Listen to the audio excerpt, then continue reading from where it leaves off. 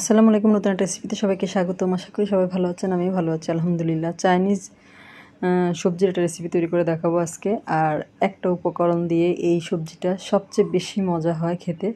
সবাই তো একরকমভাবে তৈরি করেন, আমি যেভাবে করছি পুরো রেসিপিটা দেখবেন। এখানে আমি অর্ধেক পেঁপে এভাবে কেটে নিয়েছি, আর বড় সাইজের একটা গাজর তাও কেটে নিয়েছি, দেখিয়ে দিয়েছি আপনাদেরকে। এরপর এটা আমি প্রায় 70% সিদ্ধ হয়েছে, এরকম করে সিদ্ধ করে নিয়েছি, লবণ ছাড়া, কোনো কিছু ছাড়া এমনি সিদ্ধ করে নিয়েছি। আর এখানে এক টুকরো মুরগির বুকের মাংস, 3 কাপ পানি দিয়ে স্বাদমতো লবণ আর 1 চা চামচ পরিমাণ কালো গোলমরিচের গুঁড়া দিয়ে আমি এটা সিদ্ধ করে নিয়েছি। আর সিদ্ধ করে আমি এটার স্টকটা আলাদা করে রেখেছি, ওটা আমার পরবর্তীতে যখন আমি সবজিটা রান্না করব তখন এটা আমার কাজে লাগবে। আর 2টা কাঁটা চামচ দিয়ে এরকম করে আমি খুলে নিচ্ছি চিকেনটাকে। আর আপনারা চাইলে হাত দিয়ে ওটা খুলে নিতে পারবেন, তাতে কোনো সমস্যা নেই, একটু খুলে খুলে নিলে হবে। এইভাবে আমি পুরোটাই খুলে নেব। যারা রেসিপিটা দেখতে শুরু করেছেন একটা লাইক দিয়ে পুরো ভিডিওটা জুড়ে আমার সাথে থাকবেন। আর যারা আমার চ্যানেলে নতুন আজকে প্রথম ভিডিও দেখছেন, যদি ভিডিওটা আপনাদের ভালো লাগে তাহলে আমার চ্যানেলটা সাবস্ক্রাইব করে পাশে থাকা বেল আইকনটা প্রেস করে দেবেন। এতে করে আমি পরবর্তীতে যত ভিডিও দিব তার নোটিফিকেশন সবার আগে আপনাদের কাছে পৌঁছে যাবে।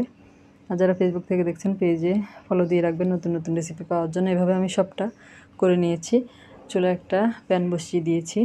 আর এই রান্নায় কিন্তু তেলের পরিমাণটা একেবারে কম দিতে হয়, আমিও একেবারে কম দিয়েছি। 2 টেবিল চামচ থেকে একটু বেশি হবে সয়াবিন তেল দিয়ে দিলাম। দিয়ে এখানে বড় সাইজের একটা পেঁয়াজ কুচি দিয়ে দিলাম, দিয়ে পেঁয়াজটা একটু ভেজে নিব। আর যে উপাদানটা দিব ওটা দেওয়ার কারণে কিন্তু এটা নর্মাল যেভাবে রান্না করা হয় চাইনিজ ভেজিটেবলস, তার থেকে খেতে কিন্তু অনেক বেশি ভালো লাগে। পেঁয়াজটা 2 মিনিট ভাজা হয়ে গেলে, একটু ব্রাউন কালার হয়ে গেলে আমি এর সাথে দিয়ে দিলাম 1 চা চামচ পরিমাণ আদা রসুন বাটা। এখানে মশলার পরিমাণ কিন্তু তেমন একটা বেশি দেওয়া হয় না, আমি 1 চা চামচ পরিমাণ আদা রসুন বাটা দিয়েছি। দিয়ে সেই সেদ্ধ করে রাখা চিকেনটা দিয়ে দিলাম, দিয়ে নেড়ে চেড়ে একটু ভেজে নিব মশলার সাথে চিকেনটাকে। আর এ পর্যায়ে আমার সেই সিক্রেট উপকরণটা, এটা হচ্ছে কাঠবাদাম এবং কিশমিশ। এখানে 4টা কাঠবাদাম আর 4টা কিশমিশ একসাথে আমি পেস্ট করে নিয়েছি, এটা দিয়ে দিলাম। এখানে 2 চা চামচ থেকে একটু বেশি হবে, 2 চা চামচের মতো হবে, এটা দিয়ে দিলাম। দিয়ে আমি নেড়ে চেড়ে 1 মিনিটের মতো একটু ভাজা ভাজা করে নিব চিকেনের সাথে, এতে করে কিন্তু এটা খেতে খুব বেশি ভালো লাগবে। আর এই পর্যায়ে আমি সিদ্ধ করে হাফ ডান করে রাখা পেঁপে এবং গাজরটা দিয়ে দিলাম, দিয়ে চিকেনের সাথে একসাথে নেড়ে চেড়ে মিশিয়ে একটু ভাজা ভাজা করে নেব, অর্থাৎ একটু কষিয়ে নেব আর কি। আর এই কষানোটা কিন্তু খুবই ইম্পর্ট্যান্ট, এতে করে সবজিটা খেতে খুব বেশি ভালো লাগবে। আর এখানে আমার লাগবে ক্যাপসিকাম, এটা আমার ফ্রিজে সংরক্ষণ করা ছিল। ক্যাপসিকাম এবং মটরশুঁটি 2 টেবিল চামচের মতো হবে, আর ক্যাপসিকাম অর্ধেকটা পরিমাণ হবে, 2টাই দিয়ে দিলাম। দিয়ে নেড়ে চেড়ে একটু মিশিয়ে নেব। আর এই পর্যায়ে দিয়ে দিব স্বাদমতো লবণ দিয়ে আবার একটু মিশিয়ে নিব।